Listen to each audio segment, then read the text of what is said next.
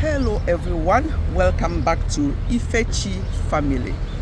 Today I heard of something that happened and I want to bring this to our attention, and that is mainly for people who are coming into the UK as either as to study or to whatever the reason for you coming into the UK. We have to create this awareness. I've done some videos regarding coming into the UK and how things have changed over the last so many years that I came into the UK in the 80s. Things have changed a lot. I personally came into the UK in the 80s. Things have changed a lot. Some of the benefits, the luxuries that we used to have, they are no longer there at the moment. So you have to be very, very careful when you come, make your research, and when people who are already living here give you advice, please take it. It doesn't mean that they don't want you to come. They're just telling you the honest truth. So the person is to listen, make an informed decision. Something happened where a lady who came into the UK with her 2 young children and her husband, I think she's a dependent. And when you are a dependent, actually, I don't think you are allowed to work. Don't quote me, maybe do your research. But the thing about this particular situation that I want to bring our attention to is that this lady now handed her children to another lady who does not also have a stay here in the UK to look after while she goes for a menial job. Something happened to that child in the custody of the other woman, and the police got involved, and it became a big issue that this lady should not have given her child to this other person, and that person should not have accepted the custody of those children. You know, here you have to be a registered childminder to be able to look after children, because you have to be accountable if anything happens to any child in your custody. Registered childminders are not cheap. They are very expensive. Hence, people do these things by just asking their friends to look after their children, or doing it to help each other. All well and good. Some people do that, it works out for them. But just remember that if anything goes wrong and there's an investigation, you might be in a big trouble. And that is what is happening to this lady and the other lady now.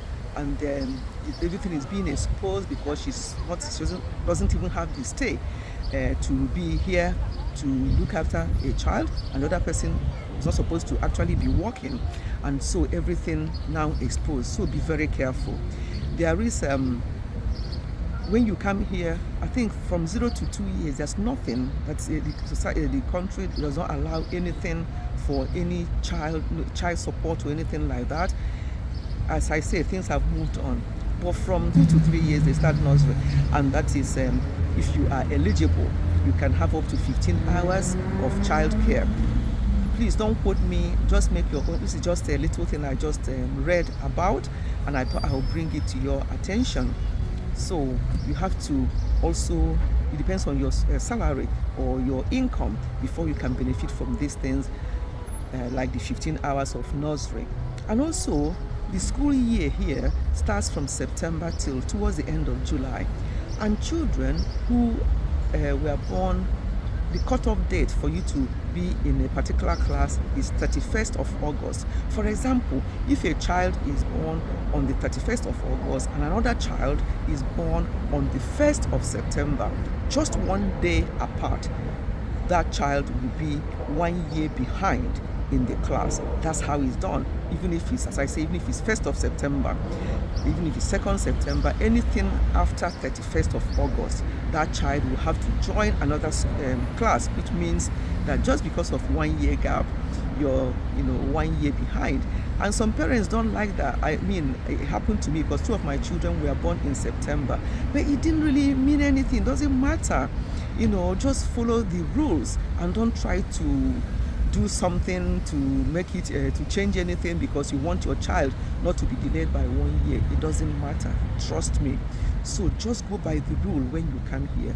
So that's the school year. And another thing, if your children are in school, age to be in school, you may not go there. If they have 2 or 3 children, 3 of them may not go to the same school. in your catchment area, and the school you put in for may not be the one that you get. You may be unfortunate to get a school that is very far away from where you live.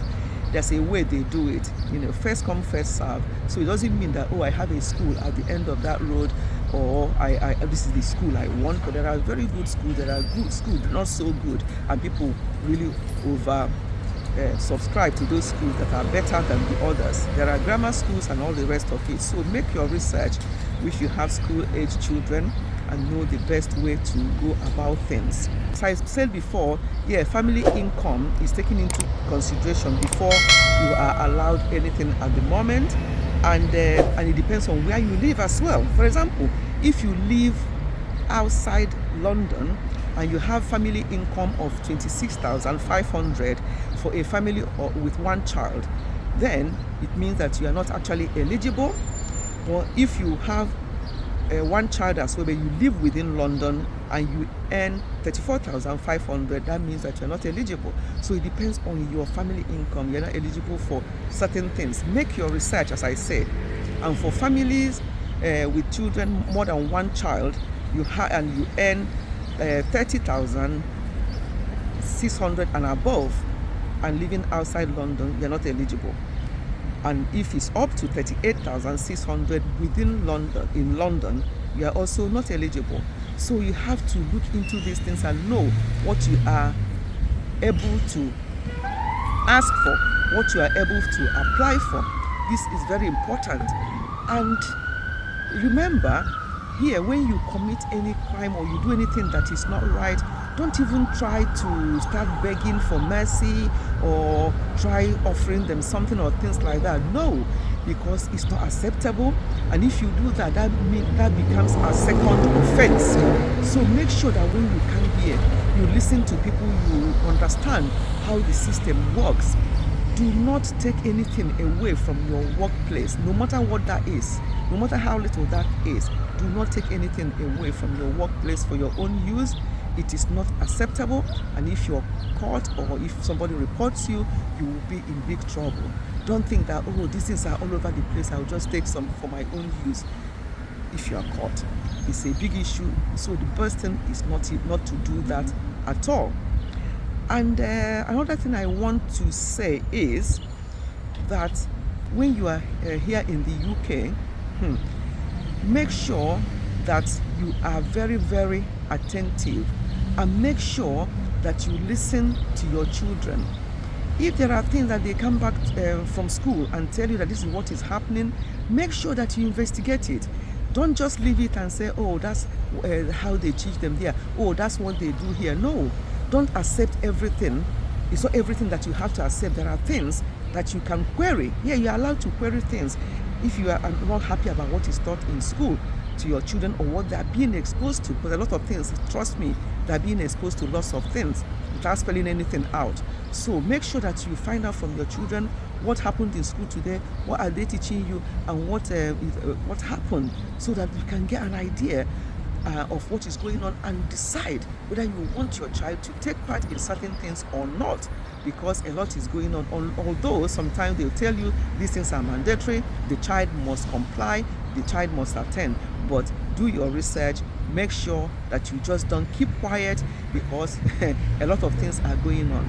So this is just the video I want to create an awareness to say, please, when you have your children here, make sure that you know who you hand them over to, because if anything goes wrong, like it went with these two ladies, it's going to be a big issue, and we don't know where that will end.